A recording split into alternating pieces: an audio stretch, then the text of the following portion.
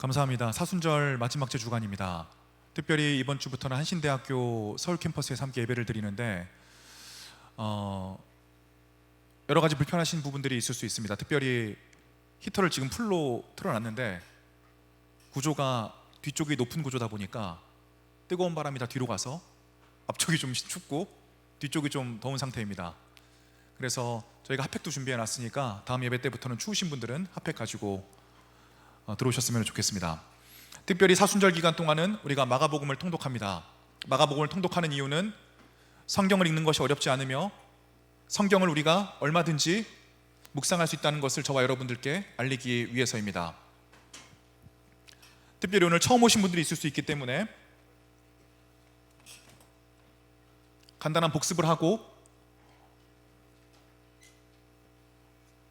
오늘 범위인 9장에서 12장까지를 보도록 하겠습니다. 성경은 66권인데 이 성경 66권은 총 40여 명의 저자에 의해서 1500여 년간 쓰여졌습니다. 성경은 정경화되는 과정 속에서 사람의 힘으로 이걸 우리가 성경으로 정하자라고 해서 정해진 것이 아니라 이미 성경으로 읽혀오던 책의 권위를 합의를 통해서 결정한 것뿐입니다. 그러므로 우리에게는 성경이라고 하는 하나님의 말씀이 주어지게 되었고 우리는 이것을 하나님의 유일한 계시로 신앙으로 고백합니다. 이 성경 66권은 구약과 신약으로 나뉘어지는데 이 구약과 신약이 나눠지는 기점은 예수 그리스도의 탄생입니다. 구약은 몇 권이죠? 구구단을 외우시면 되겠습니다. 39, 구약은 39권, 신약은 27권입니다. 신약의 첫 4권의 책을 복음서라고 하는데 우리가 복음서의 정의를 어떻게 내리기로 결정했죠? 감사합니다. 박수 한번 드리도록 하겠습니다. 좀 세게 쳐주세요. 네. 복음서는 예수님의 행적을 기록한 책입니다. 영어로는 가스펠이라고도 합니다. 이 복음서가 우리에게는 총 4권이 주어졌는데 이 복음서를 쓴 사람의 이름을 따서 마태, 마가, 누가, 요한. 마태와 요한 같은 경우는 예수님의 직계제자, 즉 사도들로 불리는 사람들이었습니다. 즉 예수님에 대한 가장 첫 번째 기록을 남긴 사람들은 적어도 사도 혹은 사도에게 예수 그리스도에 대한 이야기를 전달받은 1세대의 크리스찬들이었고 이들이 예수님에 대한 기록을 썼을 때 그 순간부터 예수님의 기록들은 성경의 권위를 인정받기 시작했습니다. 이러한 역사적 증언들이 많이 있습니다. 그 중에 마태, 마가, 누가복음 3권을 가리켜서 우리는 무슨 복음서요? 공통되는 관점을 지니고 있다고 해서 공관복음서라고 이야기합니다. 그리고 요한복음을 비공관 혹은 요한복음서라고 이야기합니다. 공관복음서에는 여러 가지 특징이 있는데 이종찬 전도사가 생각하는 공관복음서의 가장 중요한 특징은 여행기 형식으로 이루어졌다는 것입니다. 즉 예수 그리스도께서 고향인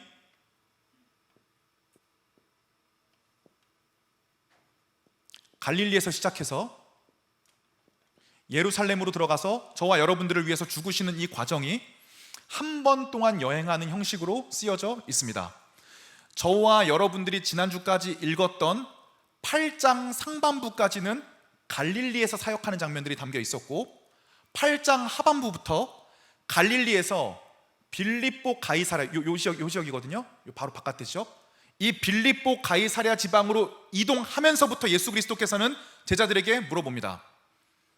너희는 나를 누구라고 생각하느냐? 사람들은 나를 누구라고 하느냐? 제자들은 이야기합니다. 엘리야라고도 하고 선지자라고도 하고 어떤 사람들은 메시아라고도 합니다. 예수님께서는 제자들에게 묻습니다. 그러면 너는 나를 누구라고 생각하느냐? 이때 우리 ENFP 굉장히 설치는 걸 좋아했던 베드로 형님께서 예수님 말이 끝나기 무섭게 바로 튀어나와서 주는 그리스도시요 살아계신 하나님의 아들입니다 라는 고백을 합니다. 즉 갈릴리에서 예루살렘으로 가는 요 가운데 길을 중간 여정기라고 하는데, 중간 여정기와 예루살렘에서 예수님의 행동이 다릅니다. 이것은 아마 의도되신 것 같습니다. 갈릴리까지는 병을 고치고 웬만해선 내가 병 고친 거 얘기하지 마라, 죽는다 이렇게 말씀하시다가 이제 중간 여정기로 오시면서 첫 빌립보 가이사랴에서부터 자신의 정체를 밝히시고 그 이후로는 죽음과 부활을 3번에 걸쳐서 제자들에게 말씀하시는 장면들이 나옵니다.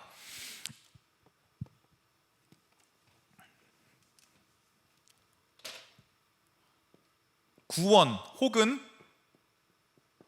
복음이라고 하는 것에 대한 통찰을 얻을 수 있는 신약 성경의 중요한 두 부분이, 첫 번째가 복음서고 두 번째가 바울서신인데, 복음서에서 구원을 이해할 때는 예수 그리스도께서 구원과 복음에 대해 항상 천국이라는 말을 쓰십니다. 우리나라 말로 하면 하나님 나라입니다. 바울은 구원과 복음에 대해서 예정, 예지, 칭의, 양자, 성화, 영화, 이러한 신학적인 단어들을 표현합니다. 구원과 복음은 같은데 이 구원과 복음이라고 하는 맥락을 예수 그리스도께서는 하나님 나라로 설명하시는 것이고, 바울은 예정과 예지와 칭의와 양자와 부르심과 성화와 영화 같은 단어를 통해서 복음을 설명하기 위해서 노력합니다. 당연히 복음서니까 예수님 복음 어떻게 설명하시겠어요? 하나님 나라. 그래서 마가복음 1장 15절에 보니까 이런 이야기를 합니다. 때가 찼다, 하나님의 나라가 가까이 왔다, 회개해라. 일어나세요. 회개하세요. 회개하세요. 회개해라. 복음을 믿어라. 다시 한번 어디까지 했죠? 때가 찼다, 하나님의 나라가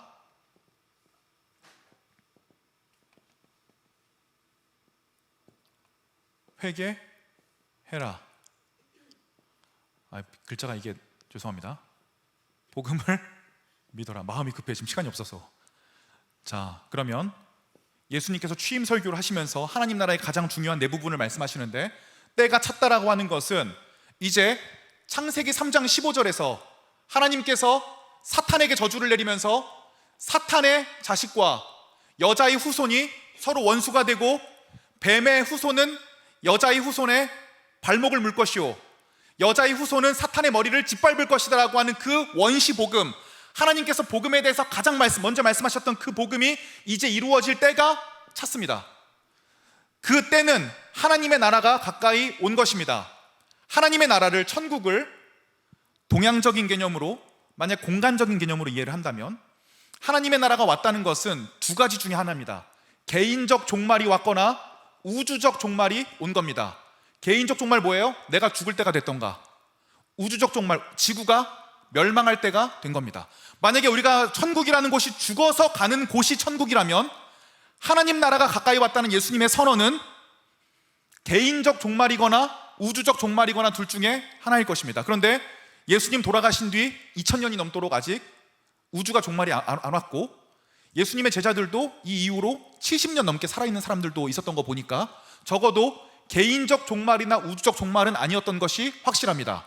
예수님의 말씀을 전반적으로 보면 예수님이 말씀하신 하나님의 나라는 공간적인 개념이 아니라 통치의 개념이라는 사실을 누구보다 잘 알 수 있습니다. 즉 하나님의 나라가 왔다는 것은 이제 하나님의 통치를 거부한 인간을 회복시키고 하나님께서 인간을 구원할 그 때가 왔다.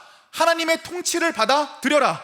하나님의 통치가 바로 회개하라는 겁니다. 그래서 회개라는 게 길 가다가 한신대 여기 교적에다가 쓰레기 버리고 그 회개하지 마시고, 내가 내 인생 속에서 얼마나 주인 노릇했는가, 내가 혼자 내 인생의 계획을 다 세워놓고 내 감정과 내 생각이 중요하고 조금이라도 뭔가 어긋나거나 실패하고 내가 행복하지 않은 것 같으면 패배감을 느끼고, 이러한 내가 통치하려고 하는 내 인생의 부작용에 대해서 회개를 하라는 겁니다. 그 통치권을 내려놔라. 저는 이 회개를 가장 잘 설명해 주는 중국 고사가 있다고 생각합니다. 진인사 대천명. 사람이 할 수 있는 최선의 노력을 기울이고 결과는 하나님께 맡긴다. 회개하세요. 회개하세요. 회개해라. 그리고 복음은 예수 그리스도의 삶과 죽음과 부활입니다. 예수 그리스도께서 우리를 위해 죽은 자 가운데 살아나신 것을 마음으로 믿어 의에 이르고 입으로 시인하여 구원에 이르게 됩니다. 그런 의미에서 지난주 봤던 8장에서 베드로가 예수님에 대한 신앙의 고백을 합니다. 주는 그리스도시오. 그리스도는 헬라어인데 이거를 히브리어로 하면 감사합니다. 할렐루야. 메시아. 메시아가 뭘까요? 구원자란 뜻입니다. 사탄을 짓밟을 사람. 주는 그리스도시고 하나님의 아들이다. 무슨 뜻이에요? 제가 맨날 드리는 예시 있지 않습니까? 수달의 아들은, 개의 아들은, 하나님의 아들은 하나님. 예수 그리스도가 구원자시며 하나님의 아들이라는 것은 하나님임을 받아들여라. 베드로는 이 고백을 했고 예수 그리스도께서 바요나 시모나, 내가 그 반석 위에 교회를 세우리니 음부의 권세가 너를 이기지 못할 것이다. 즉 캐톨릭에서는 이것을 일대 교황으로, 제가 볼 때 성경적 오용인데 잘못 해석을 하는데, 예수 그리스도께서 말씀하신 건 주는 그리스도시요 살아계신 하나님의 아들이라고 성령의 견인하에 고백한 그 고백 위에 하나님께서 교회를 세우시겠다는 겁니다. 그러므로 교회는 건물이나 교파나 예배나 형식이 아닙니다.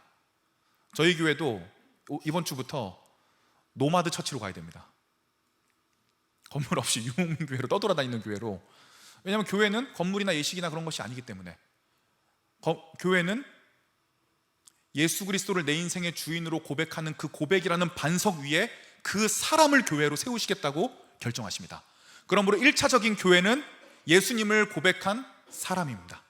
저는 저와 여러분들이 예수님을 구원자고 통치자고 내 인생의 하나님의 아들로 받아들이는 그 고백 위에 하나님께서 여러분에게 교회를 세우시기를 주님의 이름으로 축복을 드립니다. 그리고 그 고백한 사람들이 모인 곳이 공동체로서의 교회입니다. 그러므로 교회는 세상과는 구별되는 굉장히 독특한 특징을 지니고, 이 교회는 세상의 집단과는 전혀 다른, 볼 수 없는 형태를 취할 수밖에 없게 되어지는 것입니다. 이것이 우리가 지난주에 봤던 내용입니다. 자, 그럼 오늘 한 구절 더 준비해 왔는데 8장 31절부터 한번 보여주시죠. 보이시나요? 앞에 분들 안 보이시죠? 뒤에 분들 보이세요? 한번 읽어주시면 감사하겠습니다. 시작. 베드로는 여기 감사. 시작. 인자가 많은 고난을 받고 장로들과 대제사장들과 서기관들에게 버림받되어 죽임을 당하고 사흘 만에 살아나야 할 것을 비로소 그들에게 가르치시되 드러내놓고 이 말씀을 하시니, 베드로가 예수를 붙들고 항변하매 예수께서 돌이키사 제자들을 보시며 베드로를 꾸짖어 이르시되 사탄아 내 뒤로 물러가라. 내가 하나님의 일을 생각하지 아니하고 도리어 사람의 일을 생각하는도다 하시고, 무리와 제자들을 불러 이르시되 누구든지 나를 따라오려거든 자기를 부인하고 자기 십자가를 지고 나를 따를 것이니라. 누구든지 자기 목숨을 구원하고자 하면 잃을 것이요 누구든지 나와 복음을 위하여 자기 목숨을 잃으면 구원하리라. 아멘. 이거 베드로가 그 고백하고 난 바로 그 다음이에요. 주는 그리스도 살아계신 하나님의 아들입니다 고백하고 예수님께서 말씀하십니다. 내가 곧 고난을 받고 죽을 것이다. 또 우리 ENFP 베드로 형님, 이 감정이 앞서니 너무 슬프니까 우리 스승님이 죽어? 거기서 이렇게 얘기합니다. 32절 베드로가 예수를 붙들고 항변하매, 이게 이런 얘기했겠죠. 제발 죽지 마세요 예수님, 안 돼, 나 슬펑, 막 이제 이런 거 하니까 예수님께서 굉장히 열이 받으셔서 베드로를 이렇게 꾸짖으세요. 사탄아 물러가라. 예수님이 십자가를 지시는 것은 인간적인 마음으로 볼 때는 굉장히 고통스럽고 아픈 과정인 것이 맞습니다. 하지만 하나님께서는 고난을 통해 예수 그리스도께 순종을 요구하셨고, 예수 그리스도께서는 그 순종의 첫 열매가 되셨다는 사실을 우리는 기억해야 됩니다. 때로 우리가 공동체 생활을 할 때 정말 내가 형제자매를 위한 것이 무엇인지를 한번 깊이 있게 생각해 봐야 됩니다. 지금 이 사람이 어떠한 일들 잘못들을 했을 때, 잘못된 생각들을 했을 때 마음이 안타까워서 이 사람을 그냥 위로해 주고 그 생각을 지지해 주는 것은 어쩌면 비성경적이고 이 사람을 망치는 행위일 수 있습니다. 예수 그리스도께서 그런 분들을 향해서 사탄아 물러가라 라고 말씀하십니다. 즉 기독교라고 하는 것은 고통을 받지 않고 행복하겠다라고 하는 종교가 아니라 우리 인생에 있는 고통을 받아들이고 이해하고 짊어지는 데서 오는 놀랍고 새로운 능력을 가리키는 것입니다. 그래서 저와 여러분들이 지금 예수 그리스도를 믿으며 고난을 겪고 계시다면 자신이 예수 그리스도에서 십자가 지신 그 비슷한 순간을 거닐고 있구나 라고 생각해 주시면 어떨까 싶습니다. 자, 그래서 오늘 본문은 설명드렸던 것처럼 하나님의 나라라고 하는 관점에서, 하나님의 통치라고 하는 관점에서 읽도록 하겠습니다. 자, 우리 네 분 오늘도 수고하셨는데 박수 한번 좀 드리도록 하겠습니다.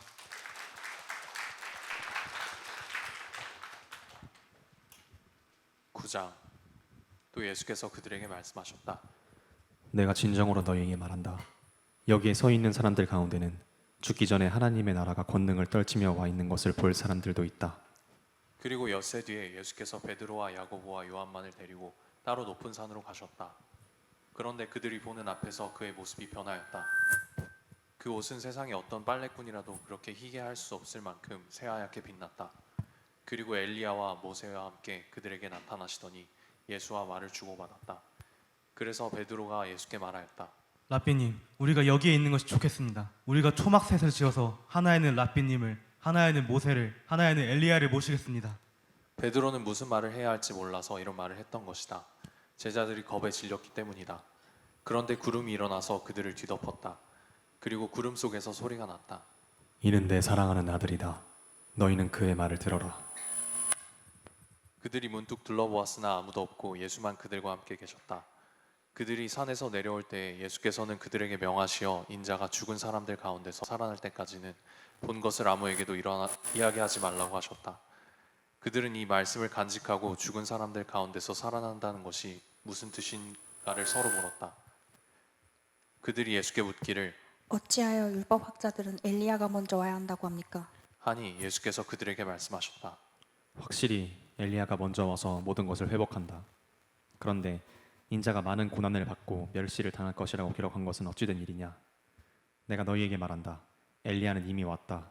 그런데 그를 두고 기록한 대로 사람들은 그를 함부로 대하였다.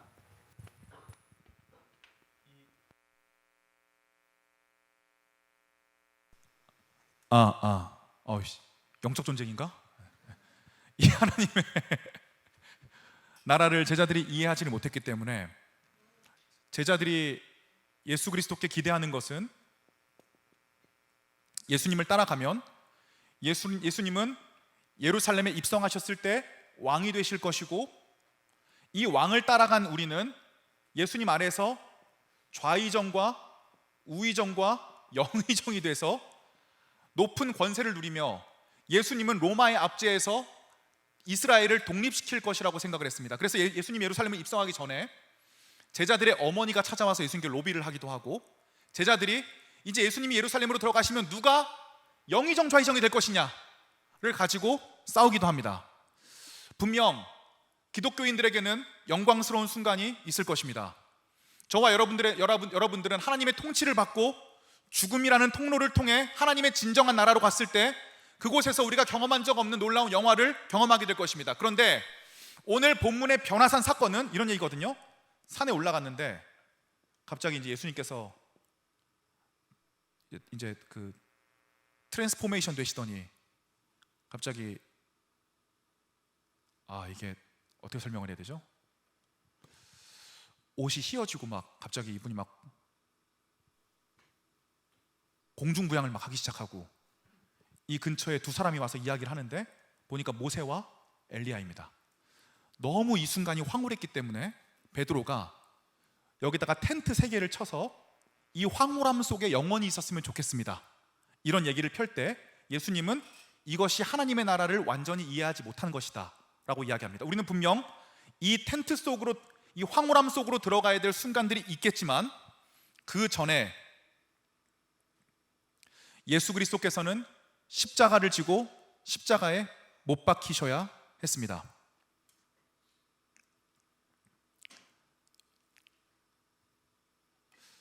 만약에 저와 여러분들이 제자들처럼 내가 예수 그리스도를 믿는 것이 내 문제가 해결되고 나에게 행복을 가져다 주고 나의 인생의 본질적인 문제가 해결된다 정도로만 이해를 한다면 우리는 여전히 변화산에서 예수 그리스도 앞에 텐트를 3개 치고 하나님 앞에 살겠다라고 하는 제자들의 모습일 수 있습니다.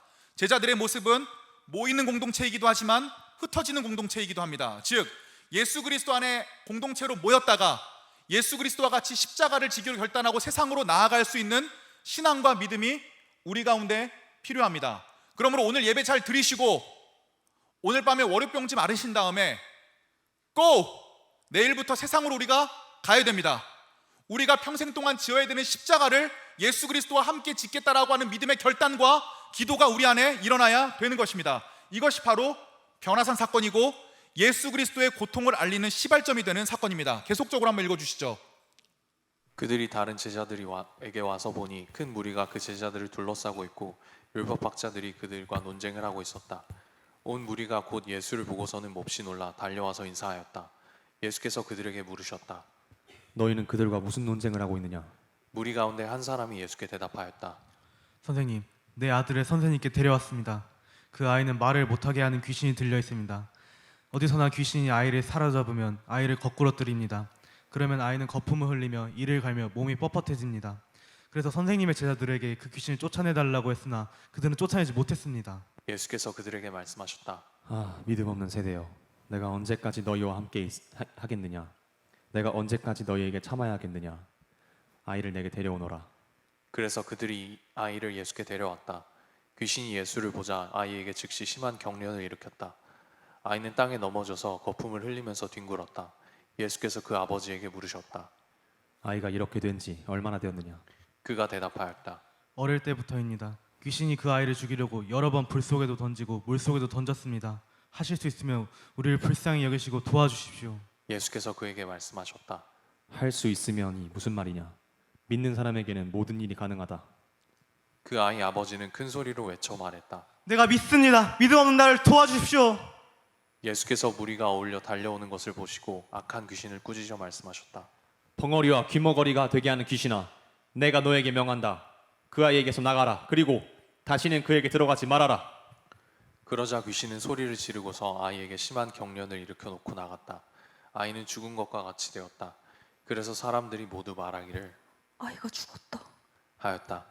그런데 예수께서 아이의 손을 잡아서 일으키시니 아이가 일어섰다. 예수께서 집 안으로 들어가시니 제자들이 따로 그에게 물어보셨다. 왜 우리는 귀신을 쫓아내지 못했습니까?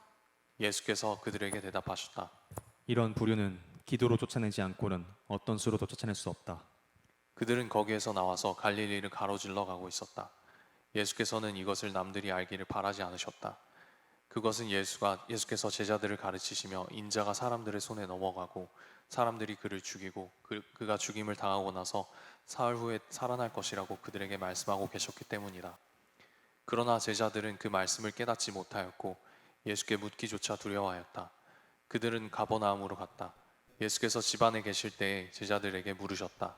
너희가 길에서 무슨 일로 다투었느냐? 제자들은 잠잠하였다. 그들은 길에서 누가 가장 큰 사람이냐 하는 것으로 서로 다투었던 것이다. 예수께서 앉으신 다음에 제자들을 불러놓고 그들에게 말씀하셨다. 누구든지 첫째가 되고자 하면 그는 모든 사람의 꼴찌가 되어서 모든 사람을 섬겨야 한다. 그리고 어린이 하나를 데려다가 그들 가운데 세우신 다음에 그를 껴안아 주시고 그들에게 말씀하셨다. 누구든지 내 이름으로 이런 어린이들 가운데 하나를 영접하면 그는 나를 영접하는 것이요, 누구든지 나를 영접하는 사람은 나를 영접하는 것보다 나를 보내신 분을 영접하는 것이다. 요한이 예수께 말하였다. 선생님, 어떤 사람이 선생님의 이름으로 귀신들을 쫓아내는 것을 우리가 보았습니다. 그런데 그 사람은 우리를 따르는 사람이 아니므로 우리는 그가 그런 일을 하지 못하게 막았습니다. 그러나 예수께서는 이렇게 말씀하셨다. 막지 말아라. 내 이름으로 기적을 행하고 나서 쉬이 나를 욕할 사람은 아무도 없기 때문이다. 우리를 반대하지 않는 사람은 우리를 지지하는 사람이다. 내가 진정으로 너희에게 말한다. 너희가 그리스도의 사람이라고 해서 너희에게 물 한 잔이라도 주는 사람은 절대로 자기가 받을 상을 잃지 않을 것이다. 또 나를 믿는 이 작은 사람들 가운데서 하나라도 죄짓게 하는 사람은 차라리 그 목에 큰 맷돌을 달고 바다에 빠지는 편이 낫다. 내 손이 너를 죄짓게 하거든 그것을 찍어버려라. 내가 두 손을 가지고 지옥에 곧 그 꺼지지 않는 불 속에 들어가는 것보다 차라리 한 손을 잃은 채로 생명에 들어가는 것이 낫다. 내 발이 너를 죄짓게 하거든 그것을 찍어버려라. 내가 두 발을 가지고 지옥에 들어가는 것보다 차라리 한 발을 잃었으나 생명에 들어가는 것이 낫다. 또 내 눈이 너를 죄짓게 하거든 그것을 빼어버려라. 내가 두 눈을 가지고 지옥에 들어가는 것보다 차라리 한 눈으로 하나님의 나라에 들어가는 것이 낫다. 지옥에서는 그들을 파먹는 구더기들도 죽지 않고 불도 꺼지지 않는다. 모든 사람이 다 소금에 절이듯 불에 절여질 것이다. 소금은 좋은 것이다. 그러나 소금이 짠 맛을 잃으면 너희는 무엇으로 그것을 짜게 하겠느냐? 너희는 너희 가운데 소금을 쳐 두어서 서로 화목하게 지내어라. 하나님 나라 성경 읽기가 중요한데 중신자 교육 들어보신 분들은 알겠지만 창세기를 저와 여러분들이 읽으면서 가장 중요하게 생각했던 부분은 저와 여러분들이 보통 들어왔던 창세기에 나오는 사족장들의 이야기는 이런 겁니다. 아브라함은 하나님께 순종했다. 그렇기 때문에 믿음의 조상이 되었다. 그런데 우리가 아브라함 이야기를 자세히 살펴보면 아브라함이 순종한 적이 없다는 사실을 발견하게 됩니다. 또 우리는 보통 욥기 이야기를 들을 때 욥은 이해할 수 없는 고통을 겪었으나 믿음으로 인내하여 상을 받았다 라는 얘기를 많이 들어왔는데 욥기를 보다 보면 욥이 믿음으로 인내하는 것보다는 이 상황이 왜 이런지를 이해할 수 없어 고뇌하고 고민하는 장면들이 더 많이 나온다는 사실을 볼 수가 있었습니다. 하나님 나라 성경 읽기를 할 때 제자들이 이제 싸우는 거예요. 누가 더 크냐? 그랬더니 예수님께서 아이 하나를 데려다가 이제 이런 얘기를 하십니다. 마태복음 18장 3절을 보여주시면 이게 아이를 자주 데려다가 말씀을 하시는데 마태복음 18장 3절입니다. 제가 읽어드릴게요. 이르시되 진실로 너희에게 이르노니 너희가 돌이켜 누구와 같이 되지 아니하면 어린아이들과 같이 되지 아니하면 결단코 천국에 들어가지 못하리라. 그래서 보통 이 구절들을 하나님 나라의 관점에서 읽는 게 아니라 율법적이고 도덕적인 방식으로 읽기 때문에 이렇게 많이 설교를 합니다. 아이들처럼 순수해져야 된다. 아이들처럼 순수해져야 하나님의 나라에 들어갈 수 있다. 이거 완전히 잘못된 해석입니다. 예수 그리스도께서 하나님 나라의 관점에서 계속적으로 말씀하시는 것은 아이들처럼 순수해져야 하나님의 나라로 들어간다는 게 아니라 아이들만큼 부모 의존적인 존재가 없기 때문에 아이들만큼 부모 의존적이어서 하나님의 통치를 받아들이지 못한다면 하나님의 나라로 들어갈 수 없다라는 것을 이야기합니다. 제가 8년 전까지 약국에서 일했거든요. 저희 약국이 2층에 소아과가 있었습니다. 그래서 저는 월요일, 토요일 근무를 했는데 월요일, 토요일이 소아과에 사람이 제일 많이 오는 날이고 아이들이 엄청나게 그 약국으로 많이 와요. 아이들은 생각한 것보다 굉장히 영악하고 똑똑합니다. 일단 제 조카 같은 경우도 나이 6살이 되기 전에 현대와 기아에서 나온 모든 차량의 이름과 엔진까지 다 외우고 있었고요. 제가 약국에서 일을 하다 보니까 아이들을 호객하기 위해서 약국 이 하단 부분에 텐텐이라든가 장난감이라든가 이런 거를 많이 갖다 놓는데 아이들이 자기가 원하는 장난감과 과자를 얻기 위해서 굉장히 악하게 행동을 합니다. 일단 울고 때를 쓰기 일수고요. 어떤 아이들은 그 아예 들어 누워서 그 이제 제가 청소하기 전에 바닥을 미리 그 옷으로 청소를 다 해줍니다. 이렇게 그 아이들이 순수하기 때문에 천국에 들어간다는 얘기는 전 잘못된 얘기라고 생각합니다. 아이들은 굉장히 순수하고 영악합니다. 순수한 악 같다고나 할까요? 절대 이 얘기는 아이들처럼 도덕적으로 순수해지라는 얘기가 아닙니다. 자, 그런데 제가 이런 걸 목격했어요. 아이가 들어 누운 거예요, 그날도. 그래서 떼쓰면서 저거 안 사주면 안 나가 했는데 엄마가 진짜 개빡치셔서 그럼 네 맘대로 해! 그러고 나가버리셨어요. 아이는 어떻게 했을까요? 바로 울음을 멈추고 일어나서 어머니를 따라 나갔습니다. 즉 아이는 영악하고 자기가 원하는 것을 어떻게든 쟁취하려고 하는 굉장히 악한 마음이 있지만 얘네들은 확실하게 알아요. 내가 엄마의 통치를 받지 않으면 살아갈 수 없다는 것을. 즉 어린아이 비유는 어린아이처럼 순수하게 되라는 비유를 말씀하시는 것이 아니라 어린아이와 같이 부모 의존성, 하나님에 대한 의존성을 갖지 않은 사람은 하나님의 나라로 들어갈 수 없다는 이야기입니다. 이와 같은 관점으로 계속적으로 성경을 한번 읽어나가도록 합시다. 시작해 주시죠. 10장입니다. 네. 예수께서 거기에서 떠나 유대 지방으로 가셨다가 요단강 건너편으로 가셨다. 무리가 다시 예수께로 모여드니 그는 늘 하시는 대로 다시 그들을 가르치셨다. 바리새파 사람들이 다가와서 예수를 시험하여 물었다. 남편이 아내를 버려도 됩니까? 예수께서 그들에게 대답하셨다. 모세가 너희에게 어떻게 하라고 명령하였느냐? 그들이 말하였다. 이혼 증서를 써주고 아내를 버리는 것을 모세는 허락하였습니다. 그러나 예수께서는 그들에게 말씀하셨다. 모세는 너희의 완악한 마음 때문에 이 계명을 써서 너희에게 준 것이다. 그러나 하나님께서는 창조 때로부터 사람을 남자와 여자로 만드셨다. 그러므로 남자는 부모를 떠나서 자기 아내와 합하여 둘이 한 몸이 된다. 따라서 그들은 이제 둘이 아니라 한 몸이다. 그러므로 하나님이 짝지어 주신 것을 사람이 갈라놓아서는 안 된다. 집에 들어갔을 때 제자들이 이 말씀을 두고 울었다. 예수께서 그들에게 말씀하셨다. 누구든지 아내를 버리고 다른 여자에게 장가드는 남자는 아내에게 간음을 범하는 것이요, 또 아내가 남편을 버리고 다른 남자와 결혼하면 그 여자는 간음하는 것이다. 사람들이 어린이들을 예수께 데리고 와서 쓰다듬어 주시기를 바랬다. 그런데 제자들이 그들을 꾸짖었다. 그러나 예수께서는 이것을 보시고 노하셔서 제자들에게 말씀하셨다. 어린이들이 내게 오는 것을 허락하고 막지 말아라. 하나님 나라는 이런 사람들의 것이다. 내가 진정으로 너희에게 말한다. 누구든지 어린아이와 같이 하나님 나라를 받아들이지 않는 사람은 거기에 들어가지 못할 것이다. 네, 비슷한 얘기입니다. 계속 어린아이들 얘기 계속 읽어주세요. 그리고 예수께서는 어린이들을 깨어내시고 그들에게 손을 얹어서 축복하여 주셨다. 예수께서 길을 떠나시는데 한 사람이 달려와서 그 앞에 무릎을 꿇고 그에게 물었다. 선하신 선생님, 내가 영원한 생명을 얻으려면 무엇을 해야 합니까? 예수께서 그에게 말씀하셨다. 어찌하여 너는 나를 선하다고 하느냐? 하나님 한 분밖에는 선한 분이 없다. 너는 계명을 알고 있을 것이다. 살인하지 말아라. 간음하지 말아라. 도둑질하지 말아라. 거짓으로 증언하지 말아라. 속여서 빼앗지 말아라. 내 부모로 공경하여라 하지 않았느냐? 그가 예수께 말하였다. 선생님, 나는 이 모든 것을 어려서부터 다 지켰습니다. 예수께서 그를 눈여겨보시고 사랑스럽게 여기셨다. 그리고 그에게 말씀하셨다. 너에게는 한 가지 부족한 것이 있다.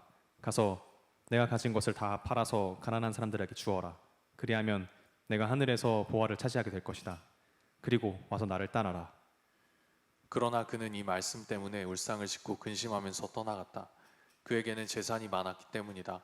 예수께서 둘러보시고 제자들에게 말씀하셨다. 재산을 가진 사람은 하나님의 나라에 들어가기가 참으로 어렵다. 제자들은 그의 말씀에 놀랐다. 예수께서 다시 그들에게 말씀하셨다. 이 사람들아, 하나님의 나라에 들어가기는 참으로 어렵다. 부자가 하나님의 나라에 들어가는 것보다 낙타가 바늘귀로 지나가는 것이 더 쉽다. 제자들은 더욱 놀라서 그렇다면 누가 구원을 받을 수 있겠는가? 하고 서로에게 말하였다. 예수께서 그들을 눈여겨보시고 말씀하셨다. 사람에게는 불가능하나 하나님께는 그렇지 않다. 하나님께는 모든 일이 가능하다. 베드로가 예수께 말씀드렸다. 보십시오, 우리는 모든 것을 버리고 선생님을 따라왔습니다. 예수께서 말씀하셨다. 내가 진정으로 너희에게 말한다.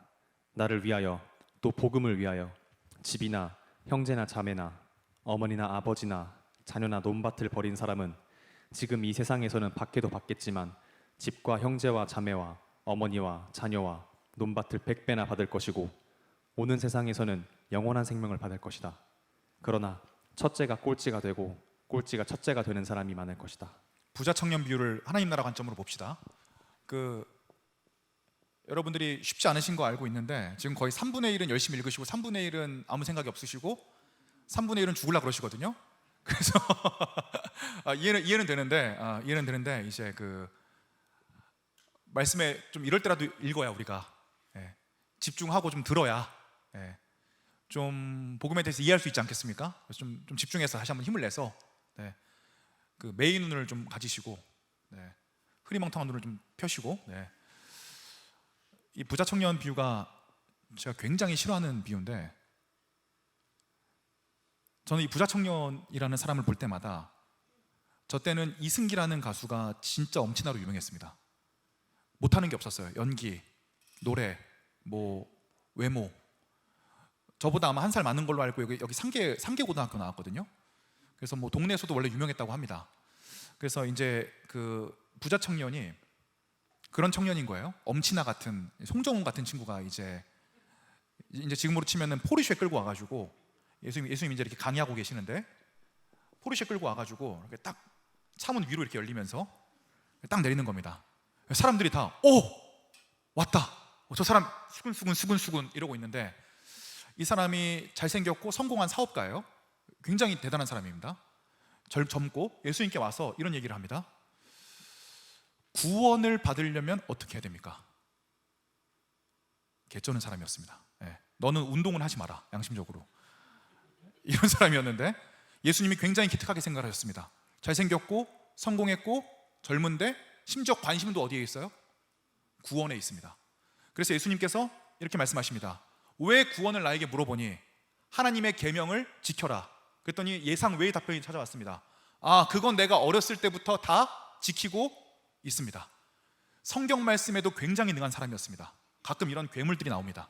예, 차은우라든가 차은우라든가 그런 사람들이 나와요.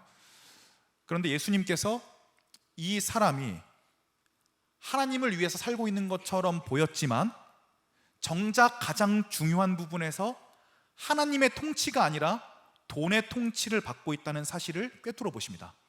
그래서 이 부자 청년에게 말씀하십니다.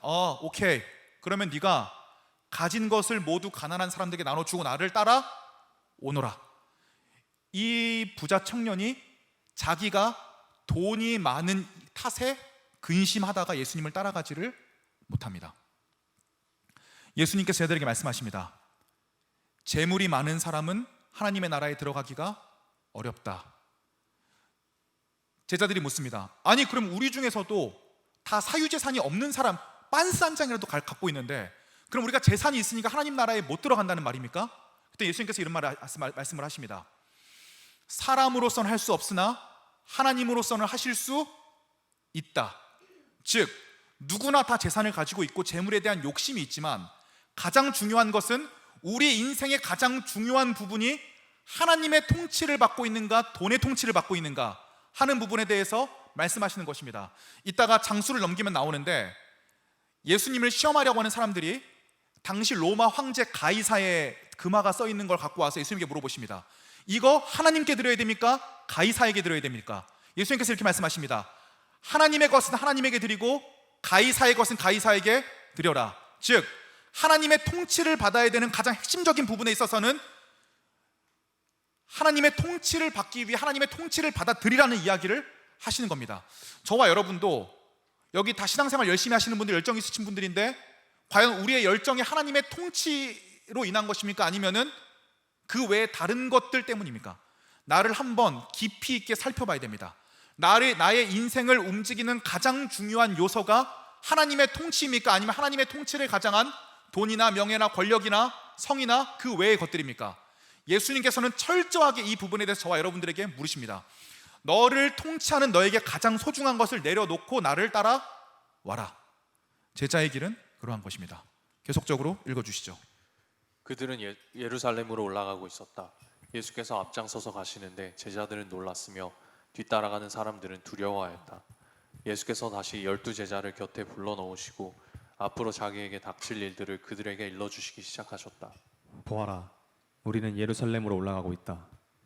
인자가 대제사장들과 율법학자들에게 넘어갈 것이다. 그들은 인자에게 사형을 선고하고 이방 사람들에게 넘겨줄 것이다. 그리고 이방 사람들은 인자를 조롱하고 침뱉고 채찍질하고 죽일 것이다. 그러나 그는 사흘 후에 살아날 것이다.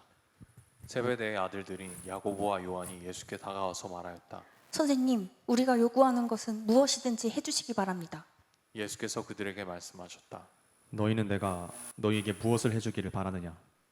그들이 그에게 대답하였다. 선생님께서 영광을 받으실 때 하나는 선생님의 오른쪽에, 하나는 선생님의 왼쪽에 앉게 하여 주십시오. 예수께서 그들에게 말씀하셨다. 너희는 너희가 구하는 것이 무엇인지를 모르고 있다. 내가 마시는 차를 너희가 마실 수 있고 내가 받는 세례를 너희가 받을 수 있느냐? 그들이 그에게 말하였다. 할 수 있습니다. 예수께서 그들에게 말씀하셨다. 내가 마시는 잔을 너희가 마시고 내가 받는 세례를 너희가 받을 것이다. 그러나 내 오른쪽과 내 왼쪽에 앉는 그 일은 내가 허락할 수 있는 일이 아니다. 정해놓으신 사람들에게 돌아갈 것이다. 그런데 열 제자가 이것을 듣고 야고보와 요한에게 분개하였다. 그래서 예수께서는 그들을 곁에 불러놓고 그들에게 말씀하셨다. 너희가 아는 대로 이방 사람들을 다스린다고 자처하는 사람들은 백성들을 마구 내리누르고 고관들은 백성들에게 세도를 부린다. 그러나 너희끼리는 그렇게 해서는 안 된다. 너희 가운데서 누구든지 위대하게 되고자 하는 사람은 너희를 섬기는 사람이 되어야 하고 너희 가운데서 누구든지 으뜸이 되고자 하는 사람은 모든 사람의 종이 되어야 한다. 인자는 섬김을 받으러 온 것이 아니라 섬기러 왔으며 많은 사람을 구원하기 위하여 치를 몸값으로 자기 목숨을 내주러 왔다. 그들은 여리고에 갔다. 예수께서 제자들과 큰 무리와 함께 여리고를 떠나실 때 디메오의 아들 바디메오라는 눈먼 거지가 길가에 앉아 있다가 나사렛 사람 예수가 지나가신다는 말을 듣고 다윗의 자손 예수님, 나를 불쌍히 여겨주십시오. 하고 외치며 말하기 시작하였다. 그래서 많은 사람이 조용히 하라고 그를 꾸짖었으나 그는 더욱더 큰 소리로 외쳤다. 다윗의 자손님, 나를 불쌍히 여겨주십시오. 예수께서 걸음을 멈추시고 그를 불러오라고 말씀하셨다. 그리하여 그들은 그 눈먼 사람을 불러서 그에게 말하였다. 용기를 내어 일어나시오. 예수께서 당신을 부르시오. 그는 자기의 겉옷을 벗어 던지고 벌떡 일어나서 예수께로 왔다. 예수께서 그에게 말씀하셨다. 내가 너에게 무엇을 하여 주기를 바라느냐? 그 눈먼 사람이 예수께 말하였다. 선생님, 내가 다시 볼 수 있게 하여 주십시오. 예수께서 그에게 말씀하셨다. 가거라. 내 믿음이 너를 구원하였다. 그러자 그 눈먼 사람은 곧 다시 보게 되었다. 그리고 그는 예수가 가시는 길을 따라 나섰다. 제가 이번 주에 스마일 라식 수술했습니다. 그래서 맹인에서 광명을 얻었거든요. 이 마가복음에서 가장 중요한 게 지난주에 설명했던 것처럼 무지 모티브입니다. 이때는 그러니까 지금은 이 지식을 전달하는 방식이 여러분들께 제가 강의 드리는 것처럼 강의하고 전달하는 방식이잖아요. 불과 100년 전만 해도 도제 방식이었단 말이에요. 도제 방식은 뭐냐면 내가 대장장이가 되고 싶으면 유명 대장장이 앞에 찾아가서 이제 무릎 꿇고 한 3일 있습니다. 받아달라고. 그럼 그때 장인분이 마음을 여시면 들어와라. 그래서 이제 한 3년 동안 아무것도 안 가르쳐 줘요. 그냥 양말 빠는 겁니다. 같이 살면서 밥 주고 양말 빨면서 그 대장장이가 하는 거를 어깨너머로 보는 거예요. 그러면은 여기서의 장점은 뭐냐면 이 대장장이가 평생에 걸쳐 쌓아온 어떤 프로의식, 마인드 이런 개념들이 있을 텐데 이런 개념을 강의실에서 듣는 게 아니라 현장에서 흡수를 하는 겁니다. 같이 살면서. 예수님께서 제자들을 부르실 때 도제 방식으로 부르셨거든요. 강의실에서 가르친 게 아니라 3년 동안 같이 사셨단 말이에요. 그래서 예수님이 제자들에게 내가 그리스도고 하나님이고 죽었다 살아날 것임을 3년 동안 계속 얘기하는데도 불구하고 제자들은 이해를 해요? 못해요? 못합니다. 그래서 마가는 이 부분을 살려내기 위해서 갈릴리에서 중간여정기로 이동하는 이 마지막, 중간여정기에서 예루살렘으로 이동하는 이 마지막에 억지로 맹인이 눈을 뜨는 에피소드를 집어넣습니다. 왜 이런 걸 집어넣냐면 이사야 말씀 한번 보여주시죠.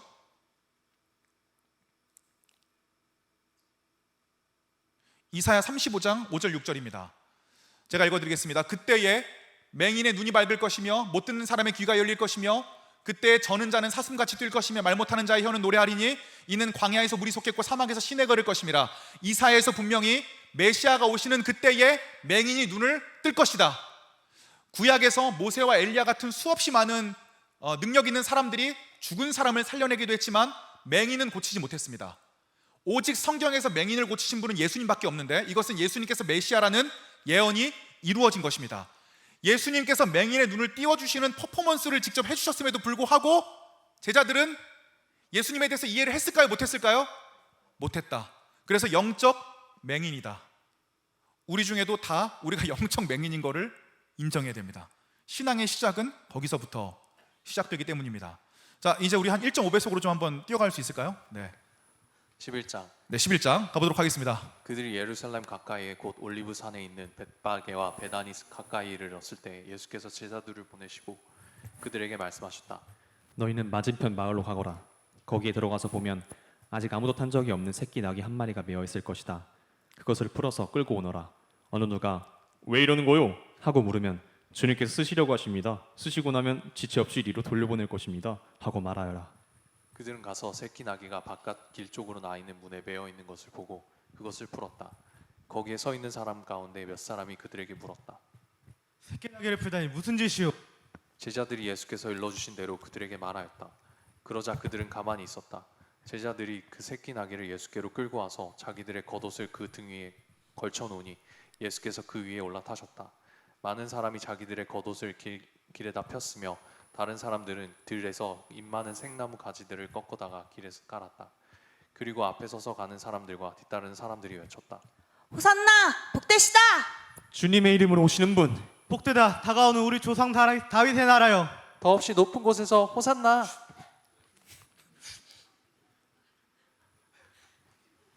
네, 열심히 잘 준비했네요. 네.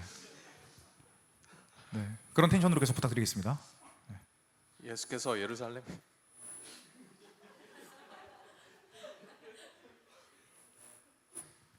이르러 성전에 들어가셨다.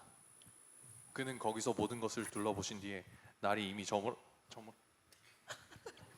저물었으므로 12제자와 함께 베다니로 나가셨다. 이튿날 그들이 베다니로 떠나갈 때 예수께서는 시장하셨다. 멀리서 잎이 무성한 무화과 나무를 보시고 혹시 그 나무에 열매가 있을까 하여 가까이 가서 보셨는데 잎사귀 밖에는 아무것도 없었다. 무화과의 철이 아니었기 때문이다. 예수께서 그 나무에게 말씀하셨다. 이제부터 영원히 내게서 열매를 따먹을 사람이 없을 것이다. 제자들이 예수께서 말씀하시는 것을 들었다. 그리고 그들은 예루살렘에 들어갔다. 예수께서 성전에 들어가셔서 성전 뜰에서 사고 팔고 하는 사람들을 내쫓으시면서 돈을 바꾸어 주는 사람들의 상과 비둘기를 파는 사람들의 의자를 둘러 엎으시고 성전 뜰을 가로질러 물건을 나르는 것을 금하셨다. 예수께서는 가르치시면서 그들에게 말씀하셨다. 기록한 바 내 집은 만인이 기도하는 집이라고 불릴 것이다 하지 않았느냐. 그런데 너희는 그곳을 강도의 소굴로 만들어 버렸다. 대제사장들과 율법학자들이 이 말씀을 듣고서는 어떻게 예수를 없애버릴까 하고 방도를 찾고 있었다. 그들은 예수를 두려워하고 있었던 것이다. 무리가 다 예수의 가르침에 놀라고 있었기 때문이다. 저녁 때가 되면 예수와 제자들은 을의 성 밖으로 나갔다. 이른 아침에 그들이 지나가다가 그 무화과 나무가 뿌리째 말라버린 것을 보았다. 그래서 베드로가 전날 일이 생각나서 예수께 말하였다. 라삐님, 저것 좀 보십시오. 선생님이 저주하신 저 무화나무가 말라버렸습니다. 예수께서는 그들에게 말씀하셨다. 하나님을 믿어라. 내가 진정으로 너희에게 말한다. 누구든지 이 산더러 번쩍 들려서 바다에 빠져라 하고 말하고 마음에 의심하지 않고 말한 대로 될 것을 믿으면 그대로 이루어질 것이다. 그러므로 나는 너희에게 말한다. 너희가 기도하면서 구하는 것은 무엇이든지 이미 그것을 받은 줄로 믿어라. 그리하면 너희에게 그대로 이루어질 것이다. 너희가 서서 기도할 때 어떤 사람과 서로 등진 일이 있으면 용서하여라. 그래야 하늘에 계신 너희의 아버지께서도 너희의 잘못을 용서해 주실 것이다. 그들은 다시 예루살렘에 들어갔다. 예수께서 성전 뜰에서 거닐고 계실 때에 대제사장들과 율법학자들과 장로들이 예수께로 와서 물었다. 당신은 무슨 권한으로 이런 일을 합니까? 누가 당신에게 이런 일을 할 수 있는 권한을 주셨습니까? 예수께서 그들에게 말씀하셨다. 나로 너희에게 한 가지를 물어보겠으니 나에게 대답해 보아라. 그러면 내가 무슨 권한으로 이런 일을 하는지를 너희에게 말하겠다. 요한의 세례가 하늘에서 온 것이냐 사람에게서 온 것이냐 내게 대답해 보아라.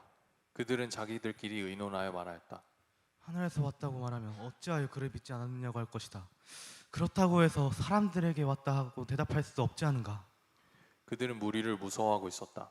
무리가 모두 요한을 참 예언자로 알고 있었기 때문이다. 그래서 그들이 예수께 대답하였다. 모르겠습니다. 예수께서 그들에게 말씀하셨다. 나도 내가 무슨 권한으로 이런 일을 하는지를 너희에게 말하지 않겠다. 네, 대제사장 역할인데 되게 좀 다르네요. 생각했던 것과. 네, 이제 12장 한 장 남았는데 우리 서로 좀 힘내라고 박수 한번 좀 드리도록 하겠습니다. 스스로에게 박수 한번. 네, 한 장 가자. 마지막 가자. 네, 집중해 주십시오. 12장. 예수께서 그들에게 비유로 말씀하기 시작하셨다. 어떤 사람이 포도원을 일구어서 울타리를 치고 포도즙을 짜는 확을 파고 망대를 세웠다. 그리고 그것을 농부들에게 새로 주고 멀리 떠났다. 때가 되어서 주인은 농부들에게 포도원 소출의 얼마를 받으려고 한 종을 농부들에게 보냈다. 그런데 그들은 그 종을 잡아서 때리고 빈손으로 돌려보냈다. 주인이 다시 다른 종을 농부들에게 보냈다. 그랬더니 그들은 그 종의 머리를 때리고 그를 능욕하였다. 주인이 또 다른 종을 농부들에게 보냈더니 그들은 그 종을 죽였다. 그래서 또 다른 종을 많이 보냈는데 덜어는 때리고 덜어는 죽였다. 이제 그 주인에게는 단 한 사람, 곧 사랑하는 아들이 남아 있었다. 마지막으로 그 아들을 그들에게 보내며 말하기를 그들이 내 아들이야 존중하겠지 하였다. 그러나 그 농부들은 서로 말하였다. 이 사람은 상속자다. 그를 죽여버리자. 그러면 유산은 우리의 차지가 될 것이다. 그러면서 그들은 그를 잡아서 죽이고 포도원 바깥에다가 내던졌다. 그러니 포도원 주인이 어떻게 하겠느냐? 그는 와서 농부들을 죽이고 포도원을 다른 사람들에게 줄 것이다. 너희는 성경에서 이런 말씀도 읽어보지 못하였느냐? 집을 짓는 사람이 버린 돌이 집 모퉁이의 머릿돌이 되었다. 이것은 주님께서 하신 일이요 우리 눈에는 놀랍게 보인다. 그들이 이 비유가 자기들을 겨냥하여 하신 말씀인 줄 알아차리고 예수를 잡으려고 하였다. 그러나 그들은 무리를 두려워하여 예수를 그대로 두고 떠나갔다. 그들은 말로 예수를 책잡으려고 바리새파 사람들과 헤롯 당원 가운데서 몇 사람을 예수께로 보냈다. 그들이 와서 예수께 말하였다. 선생님, 우리는 선생님이 진실한 분이시고 아무에게도 매이지 않는 분이심을 압니다. 선생님은 사람의 겉모습으로 판단하지 않으시고 하나님의 길을 참되게 가르치십니다. 그런데 황제에게 세금을 바치는 것이 옳습니까? 옳지 않습니까? 바쳐야 합니까? 바쳐야 하지 말아야 합니까? 예수께서 그들의 속임수를 아시고 그들에게 말씀하셨다. 어찌하여 나를 시험하느냐? 데나리온 한 잎을 가져다가 나에게 보여보아라. 그들이 그것을 가져오니 예수께서 그들에게 물으셨다. 이 초상은 누구의 것이며 적힌 글자는 누구의 것이냐? 그들은 대답하였다. 황제의 것입니다. 예수께서 그들에게 말씀하셨다. 황제의 것은 황제에게 돌려주고 하나님의 것은 하나님께 돌려드려라. 그들은 예수께 경탄하였다. 부활이 없다고 주장하는 사두개파 사람들이 예수께 와서 물었다. 모세가 우리에게 써주기를 어떤 사람의 형이 자식이 없이 아내만 남겨두고 죽으면 그 동생이 그를 맞아들여서 그의 형에게 대를 이을 자식을 낳아주어야 한다고 했습니다. 형제가 7 있었습니다. 그런데 마지가 아내를 얻었는데 죽을 때 자식을 남기지 못하였습니다. 그리하여 둘째가 그 형수를 맞아들였는데 그도 또한 자식을 남기지 못하고 죽고 셋째도 그러하였습니다. 7이 모두 자식을 두지 못하였습니다. 맨 마지막으로 그 여자도 죽었습니다. 부활 때 그 여자는 그들 가운데 누구의 아내가 되겠습니까? 7이 모두 그 여자를 아내로 맞아들였으니 말입니다. 예수께서 그들에게 말씀하셨다. 너희는 성경도 모르고 하나님의 능력도 모르니까 잘못 생각하는 것이 아니냐? 사람이 죽은 사람들 가운데서 살아날 때에는 장가도 가지 않고 시집도 가지 않고 하늘에 있는 천사들과 같다. 죽은 사람들이 살아나는 일에 관해서는 모세의 책에 떨기나무 이야기가 나오는 대목에서 하나님께서 모세에게 어떻게 말씀하시는지를 너희는 읽어보지 못하였느냐? 하나님께서는 모세에게 말씀하시기를 나는 아브라함의 하나님이요 이삭의 하나님이요 야곱의 하나님이다 하시지 않았느냐? 하나님은 죽은 사람들의 하나님이 아니라 살아있는 사람들의 하나님이시다. 너희는 생각을 크게 잘못하고 있다. 율법 학자들 가운데 한 사람이 다가와서 그들이 변론하는 것을 들었다. 그는 예수가 그들에게 대답을 잘 하시는 것을 보고서 예수께 물었다. 모든 계명 가운데서 가장 으뜸되는 것은 어느 것입니까? 예수께서 대답하였다. 첫째는 이것이다. 이스라엘아 들어라. 우리 하나님이신 주님은 오직 한 분이신 주님이시다. 내 마음을 다하고 내 목숨을 다하고 내 뜻을 다하고 내 힘을 다하여 너희 하나님이신 주님을 사랑하여라. 둘째는 이것이다. 내 이웃을 내 몸과 같이 사랑하여라. 이 계명보다 더 큰 계명은 없다. 그러자 율법 학자가 예수께 말하였다. 선생님 옳은 말씀입니다. 하나님은 한 분이시요 그 밖에 다른 이는 없다고 하신 그 말씀은 옳습니다. 또 마음을 다하고 지혜를 다하고 힘을 다하여 하나님을 사랑하는 것과 이웃을 자기 몸같이 사랑하는 것이 모든 번제와 희생제보다 더 낫습니다. 예수께서는 그가 슬기롭게 대답하는 것을 보시고 그에게 말씀하셨다. 너는 하나님의 나라에서 멀리 있지 않다. 끝까지 하고 강의하도록 하겠습니다. 그 뒤에는 감히 예수께 더 묻는 사람이 없었다. 예수께서 성전에서 가르치실 때 이렇게 말씀하셨다. 어찌하여 율법학자들은 그리스도가 다윗의 자손이라고 하느냐? 다윗이 성령의 감동을 받아서 친히 이렇게 말하였다. 주님께서 내 주께 말씀하셨다. 내가 내 원수를 내 발 아래에 굴복시킬 때까지 너는 내 오른쪽에 앉아 있어라. 다윗 스스로가 그를 주라고 불렀는데 어떻게 그가 다윗의 자손이 되겠느냐? 많은 무리가 예수의 말씀을 기쁘게 들었다. 예수께서 가르치시면서 이렇게 말씀하셨다. 율법학자들을 조심하여라. 그들은 예복을 입고 다니기를 좋아하고 장터에서 인사받기를 좋아하고 회당에서는 높은 자리에 앉기를 좋아하고 잔치에서는 윗자리에 앉기를 좋아한다. 그들은 과부들의 가산을 삼키고 남에게 보이려고 길게 기도한다. 이런 사람들이야말로 더 엄한 심판을 받을 것이다. 예수께서 헌금함 맞은표 쪽에 앉아서 무리가 어떻게 헌금함 쪽 돈을 넣는가를 보고 계셨다. 많이 넣는 부자가 여럿 있었다. 그런데 가난한 과부 한 사람은 와서 렙돈 2닙 곧 한 고드란트를 넣었다. 예수께서 제자들을 곁에 불러놓고 그들에게 말씀하셨다. 내가 진정으로 너희에게 말한다. 헌금함에 돈을 넣는 사람들 가운데 이 가난한 과부가 어느 누구보다도 더 많이 넣었다. 모두 다 넉넉한 데서 얼마씩을 떼어 넣었지만 이 과부는 가난한 가운데서 가진 것 모두 곧 자기 생활비 전부를 털어놓았다. 아멘. 감사드립니다.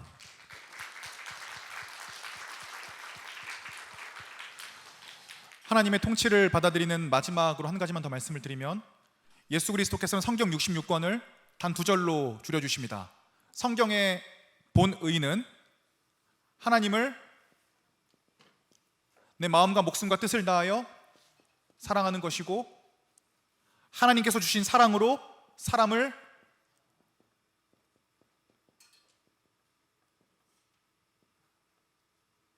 사랑하는 겁니다. 십자가의 본 뜻이기도 합니다. 하나님을 사랑하고 사람을 사랑하는 겁니다. 하나님을 사랑하는 것이 무엇인지 많은 분들이 이해하기 어려울 겁니다. 아니, 눈에 보이지 않는데 어떻게 내가 그분을 사랑할 수 있다는 말인가? 제가 사용했던 방식을 추천드리고 싶습니다. 하나님을 사랑하는 것처럼 삶을 한번 살아보시면 어떨까요? 내가 만약 진짜 하나님을 사랑한다면 나의 삶 가운데 어떤 부분에 바뀌어야 되고 내 마인드는 어떻게 변화되어야 될까를 한번 생각해 보시면 어떨까 싶습니다. 하나님을 사랑하는 것처럼 생각하고 행동할 수 있다면 하나님의 나라는 우리 가운데 멀지 않을 것입니다. 사람을 사랑하는 것에 대해서도 말씀을 드리고 싶습니다.